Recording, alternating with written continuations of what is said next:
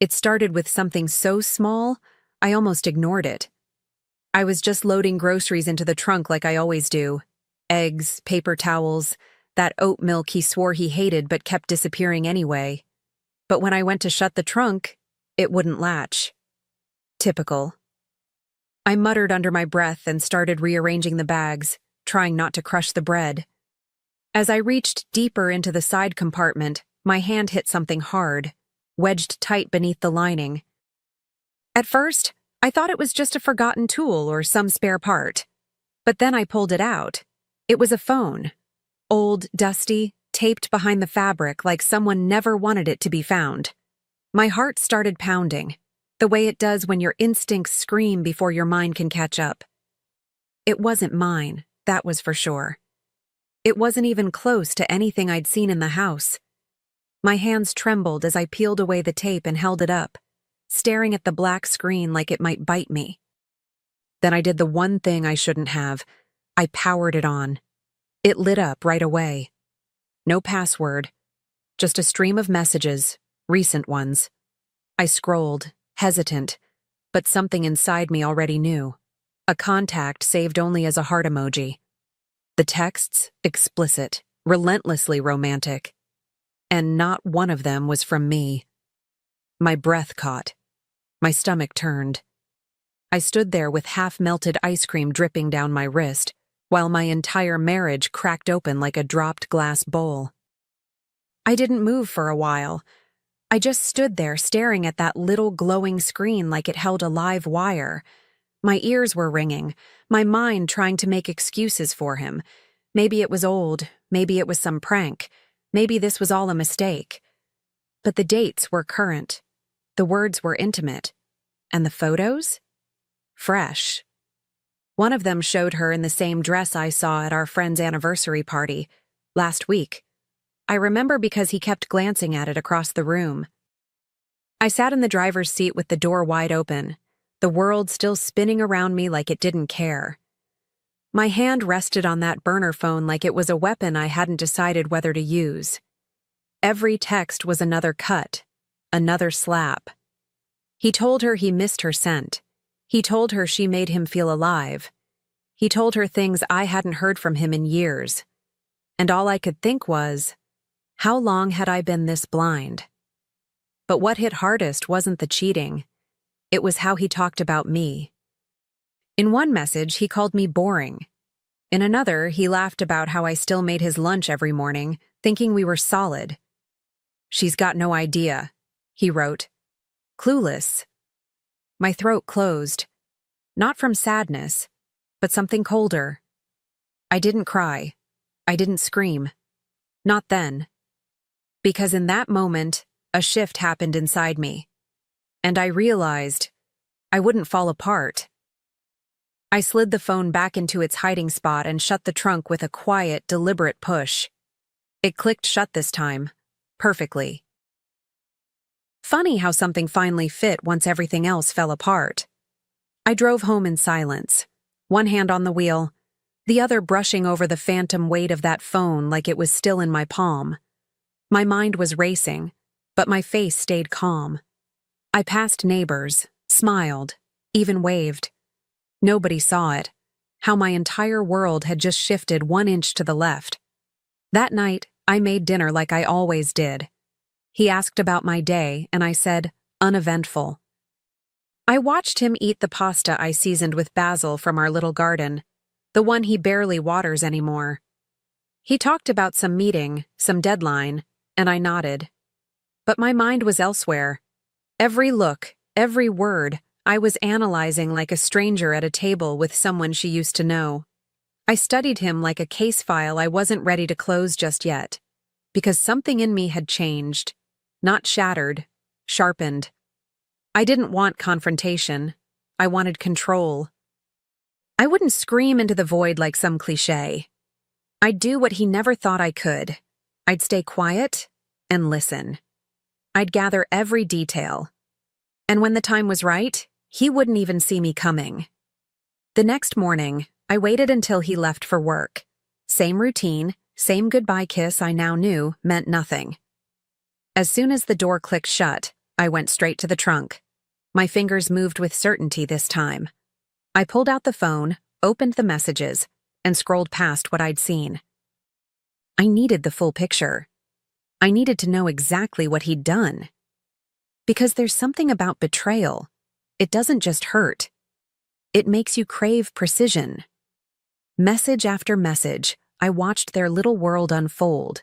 Weeks, months, conversations that started in the middle of the night. Photos taken from our own bathroom mirror. Voice notes that made my stomach churn. There were hotel confirmations with names I recognized. Places we'd stayed before. Memories now poisoned. It wasn't just sex. It was intimacy. And it wasn't just her. It was him, giving away parts of himself I thought were mine. And in between all the flirtation and plans, there I was, reduced to a joke. "She still thinks we're fine," he'd written. "She has no clue." He described my routines like I was some sitcom punchline.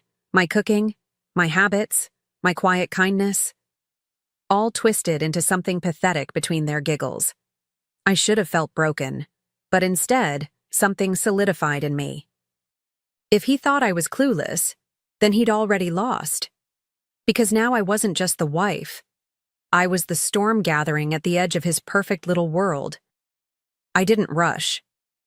I read every message like it was a case file, building a timeline in my mind. Morning texts, lunch break photos, late night calls when I thought he was just watching TV downstairs.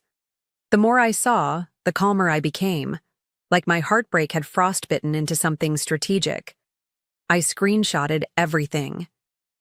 Every dirty line, every humiliating comment, every booking. I saved them to a hidden folder in the cloud. He could erase his lies later if he wanted, but I already had the truth backed up in full. I never responded. Not yet. I let her think she still had him. I let him think I was still in the dark. The silence became my armor. Every breakfast we shared, every mundane chat about bills or groceries, I played my role. It was surreal, performing in the life he'd already abandoned. But I wasn't about to give him a scene. No, I wanted something better. I wanted control. And silence, I realized, is the most powerful script of all. At night, lying next to him, I replayed voice notes in my mind. Her giggles, his whispers. It was like living with a ghost of someone I used to know. But I didn't flinch. I stared at the ceiling, my body still, and imagined the pieces moving. I wasn't just mourning the marriage. I was preparing the autopsy. And the difference between the two? One cries, the other plans, and I was already planning. There's a moment when grief gives way to clarity. I felt it while washing dishes one evening, his laughter floating in from the living room as if nothing had changed. I stared at the soap bubbles and thought, he has no idea what's coming. That was the exact moment I let go of the fantasy that he'd apologize, confess, or even feel guilty. He wouldn't. Men like him rarely do. They just hope you never look too closely. So I started watching everything. His patterns, his tone, the way he reached for his phone a little too fast when it buzzed. I noticed how he started taking longer showers, how he always stepped outside for certain calls. I cataloged every inconsistency, not to confront, but to understand. Because the more I saw, the more I realized. This wasn't new. This wasn't a one-time thing. This was who he'd become while I was busy holding everything together. And yet, he still believed I was clueless, still believed he had the upper hand. That's the beauty of silence. It lulls liars into false comfort. I let him sit in that illusion like a man soaking in a bath that's slowly turning cold. He thought he was winning. But what I was preparing wasn't a reaction. It was a masterpiece. And all it needed now was the right first move. The idea came to me while folding laundry, of all things. A pile of his shirts, crisply warm from the dryer, and I just stood there holding one, thinking, what would she do if I answered instead of him? That's when the plan began. Simple. Clean. Brilliant. I wouldn't just catch him, I'd be her. I already knew her tone, her words, her punctuation. She used too many hearts and always wrote you instead of you. Amateur moves. I could wear her skin like a costume. So I waited for the next message. And when it came, something nauseating about missing his lips, I replied, not as me, as her. I miss you too, babe. When can we sneak away again? I felt my fingers tingle. He answered almost immediately, like a dog to a whistle. Soon, I'll book a room. And just like that, I was inside their secret little world, except now, I held the strings. And every message I sent pulled him further into my trap. Over the next few days, I kept it going. Flirty, predictable. Just enough excitement to keep him hooked. I mirrored her cadence perfectly, feeding him exactly what he wanted to hear. He never questioned it. He had no reason to. Men like him are arrogant enough to believe they're irresistible. And all the while, I was planning the perfect finale, one text at a time. He thought he was orchestrating a rendezvous, but really, he was RSVPing to his own downfall. I picked the hotel carefully. Not some sleazy roadside place they'd used before, but something upscale, elegant, with polished marble floors and crisp white linens. A place that demanded attention. I booked the room under her name, even used the same phrases she used in past bookings. Room 502, late check-in, one guest. Everything felt too easy. He responded with a disgusting emoji and a promise. I'll bring wine. Can't wait to see that lingerie again. I smiled, because I knew he wouldn't be the only one arriving. The next step was even better. I contacted his boss under the guise of celebration. Let's surprise him, I wrote, playing the cheerful wife role he'd turned into a punchline. He doesn't know yet, but he's getting a promotion. I thought we could gather a few people from the office to surprise him at dinner. My treat. His assistant loved the idea. His boss cleared his schedule. I picked the hotel restaurant just one floor below room 502. 2 reservations, 1 trap. And he had no idea both were for him. Meanwhile, I made sure everything looked normal at home. I kissed his cheek, packed his overnight bag, and said, "Have fun at the conference." He smiled, smug and oblivious, telling me not to wait up. I didn't blink, just waved him off with the kind of grace only rage can teach you. As soon as the door closed, I grabbed the burner, my phone, and the carefully printed invitation cards I'd made for his colleagues. The real show was about to begin. I arrived at the hotel early, dressed in quiet elegance, just enough to blend in, just enough to be remembered. The restaurant staff already had the name and table ready. I handed over the promotion celebration place cards, smiling as I watched them line the table with candles and champagne flutes. It looked like a dream, if only they knew. Upstairs, room 502 was being prepared too. I'd arranged for rose petals and a bottle of wine. Let him feel wanted one last time. As guests trickled in, his co-workers, his boss, even that intern he always dismissed, I greeted them all with warmth. He'll be so surprised, I told them. He has no idea. And truly, he didn't. I kept one eye on the time, the other on the burner phone in my bag. At 7:12 p.m., a message pinged in from him. "I'm here, just checked in. Room 502? I took a sip of water to steady my hand. The moment had come. But I wasn't nervous. Not anymore. I felt powerful, like I was watching my own movie unfold, and I already knew the twist. I turned to his boss and said with a soft laugh, "I think he's already upstairs. Should we go surprise him?" They all smiled, excited, unaware they were walking straight into the last chapter of his charade. I grabbed my purse, checked the burner one last time, and led the way toward the elevator. The elevator ride was almost too quiet. I stood near the buttons, watching the floor numbers light up one by one as we climbed. His boss was chatting with someone from HR about how he really earned this. I almost laughed. The irony was thick enough to choke on. My heart wasn't racing anymore. It was steady, cold, focused. I clutched the burner in my coat pocket, thumb hovering just above the screen. Then, right as we hit the 5th floor, I sent the final message. Room 502, lingerie, waiting. We stepped into the hallway, carpeted and too quiet, save for the soft hum of hotel silence, the kind that absorbs everything except tension. They followed me, wine bottles in hand, laughing about how shocked he'd be. I just nodded. The door was only a few feet away now. My entire body felt electric. Not from nerves, but from the knowledge that I was about to flip his world inside out. I didn't knock. I just reached out and turned the handle, slowly.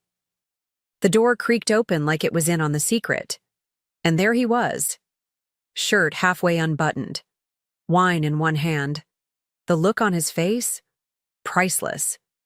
A strange flicker of confusion, then panic, then the rapid calculation of excuses. But the best part? It wasn't just me standing there. It was everyone. His boss, his co-workers, his entire carefully curated professional image, standing at the threshold of his destruction. And all I did was step aside to let them see. For a moment, no one spoke. The silence in that room felt like a vacuum, sucking every ounce of air, every word anyone might have tried to form. He stammered something, my name maybe, but I didn't flinch. One of his co-workers gasped. Another turned away. His boss took a slow, deliberate step back, like he'd just realized he walked into a crime scene. And in a way he had. Not a murder, but a revelation. The clean-cut man they thought they knew? Exposed, pants and pride at his ankles. He tried to talk. Something about a misunderstanding, a joke, a prank even. But the text on the burner phone still glowing on the bed said otherwise. I didn't need to say a word.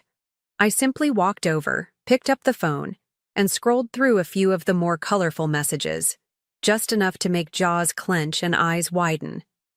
Then I placed it gently on the comforter, right next to the bottle of wine he'd so eagerly packed. Let them read for themselves. Let him squirm. And he did. Oh, how he squirmed. Watching his face shift from arrogance to desperation was almost poetic. He begged me, not to forgive, but to leave quietly. We can talk about this, he whispered, as if whispering made it private. But it was too late. He wasn't the only one exposed here. His lies were laid bare under hotel lights. His illusion of control? Gone. And the best part was, I hadn't raised my voice once. One by one, they started to leave. No one wanted to be part of the wreckage. His boss didn't say a word, just gave him a long, disappointed stare before walking out without touching the wine he brought. The intern looked horrified, like she'd just walked into a nightmare she wasn't old enough to understand. And me? I stood there calm, watching it all unfold like a guest at a gallery opening. Every lie he ever told now framed for display. Every mask he wore, melting right off. He tried to follow me out. Of course he did. But I turned around, just once, and gave him the final gift he didn't know he deserved. You said I was clueless, I said quietly. Turns out, I just hadn't checked the trunk yet. And then I smiled. Not out of bitterness, but relief, because I wasn't angry anymore. I was finished. He had built a double life, and tonight it collapsed right on top of him. And I didn't even need to touch a single brick. I walked back down to the restaurant where the candles were still flickering and the champagne still chilled. I asked the hostess to cancel the dinner. Turns out he's not getting promoted after all, I said. She raised a brow, but didn't ask. And as I stepped back into the night, heels clicking against the pavement, I didn't feel broken. I felt lighter. Because this wasn't the end of a marriage. It was the beginning of a woman who finally remembered what power felt like. I left the burner phone on the hotel bed, screen still lit, surrounded by the same mess he created.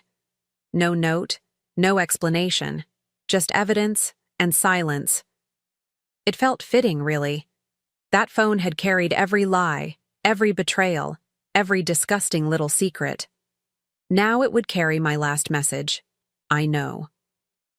I walked away without looking back, the sliding doors of the hotel parting like a curtain closing on the final act. He could scroll through it all alone now. I was done being part of his drama. The next morning, I filed for divorce. No tears, no hesitation. I'd already done my mourning in the dark, in silence, in moments he never even noticed. Now, it was about motion. I handed over screenshots, timelines, names, dates. My lawyer barely had to ask a thing. I'd already done the groundwork. Every document signed felt like reclaiming a breath I hadn't taken in years. He tried to reach out, called from his own number, from others. But I never picked up. I didn't need to hear his voice to know it would be empty. Instead, I focused on building something of my own. With part of the settlement, and a whole lot of whispered support from people who'd seen the fallout, I opened a boutique. Nothing flashy. Just something mine. A quiet space filled with softness and strength, like the woman I was becoming. Customers came in with curiosity, but they stayed because they felt something real. And for the first time in years, so did I. The boutique became more than a business. It became a refuge. Women came in for scarves, candles, little hand-woven things, but often left with more than they expected. They'd talk, sometimes in whispers, sometimes through tears.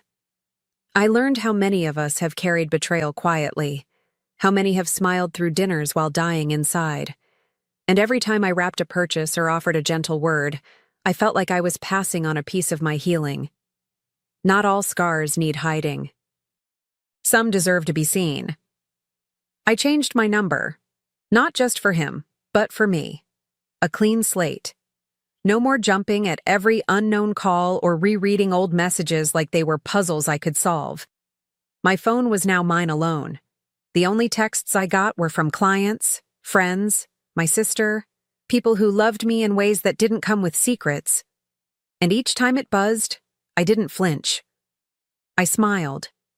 Because now my peace wasn't performative. It was planted, watered, real. I even kept the same car, the one with the trunk that started it all. I thought about selling it at first. Too many memories. But something in me said no. It wasn't the car's fault. That trunk, that moment, had opened the door to truth. And sometimes, truth is the only thing that can set you free. So I kept it. Fixed the latch. And every time I load in groceries, I let myself remember, not the pain, but the choice I made to no longer ignore what didn't feel right. Some nights, I still hear the faint buzz of a phone and instinctively glance over. Old habits don't vanish overnight. But now it's just a client confirming an appointment, or a friend sending a photo of her dog in a sweater. No more lies, no more panic, just life. Quiet, ordinary, beautiful life. And every time that buzz fills the air, I smile, because I remember how it once shattered me, and how I used it to rebuild everything. I don't miss him. I miss who I thought he was. But that's the thing about illusions. Once they're gone, the truth has room to grow. And the truth is, I was never boring, never clueless. I was loyal, patient, brave enough to look where most people won't, and smarter than he ever gave me credit for. He underestimated me, and that's the only part I'll thank him for, because without his betrayal, I might never have discovered what I was truly capable of. So now when women walk into my shop with weary eyes and too quiet voices, I meet them with a knowing smile. I don't ask. I don't press. But if they ever need it, my story is there, written in every carefully folded scarf and softly lit corner. I don't need revenge anymore. I have something far better. I have peace. And every time my phone lights up with another message from the life I built on my own, it's freedom, calling.